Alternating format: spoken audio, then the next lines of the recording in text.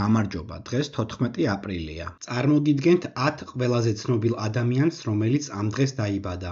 1973 წლის 14 აპრილს დაიბადა ამერიკელი მსახიობი და პროდიუსერი ედრიან ბროუდი. მან ყველაზე ახალგაზრდა ასაკში 29 წლისა მიიღო ოსკარი საუკეთესო მსახიობი მამაკაცისთვის. ასევე ის ერთადერთი ამერიკელია, რომელმაც ფრანგული სეზარის ჯილდო მოიგო. 1973 წლის 14 აპრილს დაიბადა არგენტინელი ყოფილი ფეხბურთელი რობერტო აიალა. 1961 წლის 14 აპრილს დაიბადა შოტლანდიელი მსახიობი რობერტ კარლაილი. 1958 წლის 14 აპრილს დაიბადა ამერიკელი მსახიობი, მოდელი და ფოტოგრაფი ბერი ბერენსონი. 1973 წლის 14 აპრილს დაიბადა ამერიკელი ტენორი დევიდ მილერი. ის არის ცნობილი ჯგუფის Il Divo's წევრი. 1982 წლის 14 აპრილს დაიბადა ბრაზილიელი პროფესიონალი სანაპიროს ფრენბურთელი ლარისა ფრანსა. ის ითვლება ერთ-ერთ ყველაზე წარმატებულ მოთამაშედ სპორტის ამ სახეობაში.